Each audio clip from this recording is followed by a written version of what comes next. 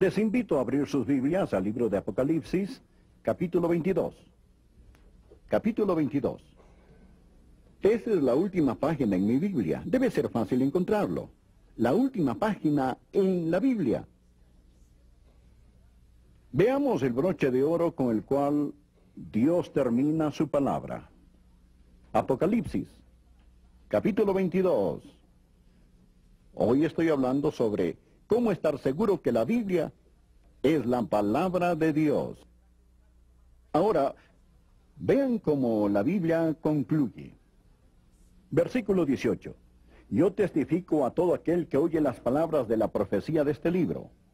Si alguno añadiere a estas cosas, Dios traerá sobre él las plagas que están escritas en este libro. Y si alguno quitare de las palabras del libro de esta profecía, Dios quitará su parte del libro de la vida y de la santa ciudad y de las cosas que están escritas en este libro. Ese libro, amigos, es la palabra de Dios, la Biblia. Y hoy quiero darles 5 razones por qué sé que la Biblia es la palabra de Dios. Y 5 razones para que sepan con certeza que la Biblia es palabra de Dios. Y quiero empezar hoy día con una razón que muchos usan para atacar la Biblia. Quiero declarar nula esa herramienta. Creo que la Biblia es la palabra de Dios por su precisión científica. Por su precisión científica. Ahora, los ateos, los escépticos, los no creyentes o los liberales. Claro que en la Biblia hay errores científicos. Antes de decir eso, más vale que estén seguros de 2 cosas. Primero, que saben sobre ciencia. Y segundo, que conocen la Biblia. Ellos dicen, la Biblia es un libro tan anticuado, no es un libro de ciencia, es un libro de religión. Bueno, es cierto. No es un libro que trata de ciencia. No fue escrito para enseñarnos ciencia, sino para enseñarnos sobre Dios. Bien se ha dicho, la Biblia no nos enseña cómo funciona el cielo, sino cómo llegar al cielo. Pero el Dios de la creación y el Dios de salvación son un Dios. La ciencia no es nada nuevo para Dios. Y no necesitamos la mente de Einstein para creer que la Biblia es la palabra de Dios. Y es científicamente precisa. Hay hechos científicos que aceptamos sin cuestionarlos. Por ejemplo, el mundo en que vivimos, la cosmología de nuestro mundo, lo tomamos por dado. Que la Tierra flota en el espacio. Nunca lo hemos dudado.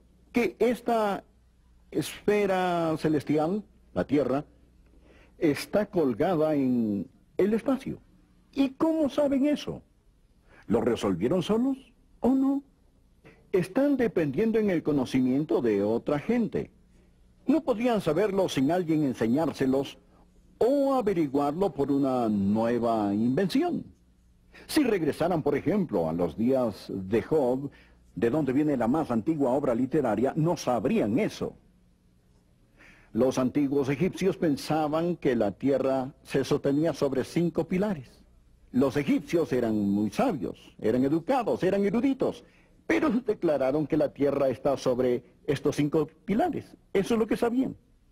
Y los griegos, los refinados griegos, ¿saben lo que creían?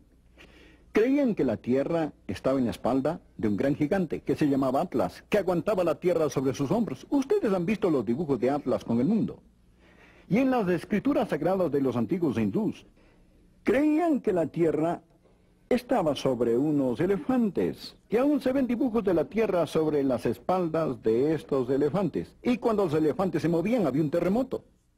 Bien, alguien dijo, un momento, eso no responde a la pregunta, ¿en qué se paran los elefantes? La respuesta, los elefantes están sobre una gran tortuga. Pero llega un sabio por ahí y dice, ¿y ahora sobre qué está la tortuga? Había una respuesta. Ellos dijeron, la tortuga está sobre una gran serpiente enrollada. Después vino otro sabio y dijo, pero ¿sobre qué está la serpiente? Y tenían una respuesta. Ellos dijeron que está nadando en un mar cósmico. Ahí tienen problema resuelto. La Tierra está sobre una serpiente, que está sobre una tortuga, que está sobre elefantes. Qué alivio que al abrir la Biblia no encontramos nada de este asunto en la palabra de Dios. Les diré lo que sí van a encontrar. En la palabra de Dios podrán leer en Job, capítulo 26, versículo 7. Él cuelga la tierra sobre nada. ¿No es maravilloso? Él, Dios, cuelga la tierra sobre nada.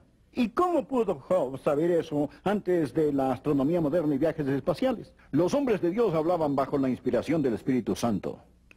Había un médico en Viena que se llamaba Semmelweis. Semmelweis estaba a cargo de un hospital en Viena. Y en ese hospital estaban teniendo problemas con mujeres que venían para exámenes, ya que estaban encinta e iban a dar a luz. Los médicos hacían los exámenes, pero una de cada 6 madres moría de alguna infección. Semmelweis quería averiguar la razón. Se fijó que los doctores estaban en la morgue, donde hacían estudios patológicos y autopsias y postmortems, y luego salían de la morgue a los cuartos de exámenes maternos sin siquiera lavarse las manos. Después de tocar esos cuerpos y cadáveres, iban y examinaban el área de la pelvis y lo infectaban.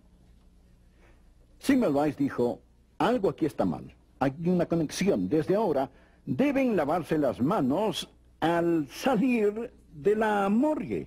¡Ay, cómo se quejaron! Nos va a quitar el tiempo, es muy difícil, pero se lavaron las manos. Y luego el índice de muerte bajó. De 1 en 6, el índice bajó a 1 de cada 84. 11 de cada 12 madres, futuras madres, murieron una tras otra. Semmelweis se puso a pensar sobre eso. No solo van a lavarse al salir de la morgue, pero también entre cada examen. ¿Y qué cirujano hoy, qué doctor hoy no se lavaría? Claro que lo haría. ¿Por qué? Porque sabe sobre gérmenes, sabe sobre microbios, sabe sobre eso, pero en ese día no lo sabían. Pero escuchen lo que la Biblia dice en Números, capítulo 14. Números, capítulo 19. Desde el versículo 14. Esta es la ley para cuando alguno muere en la tienda. Cualquiera que entre en la tienda, y todo el que esté en ella, será inmundo 7 días. Y toda vasija abierta, cuya tapa no esté bien ajustada, será inmunda.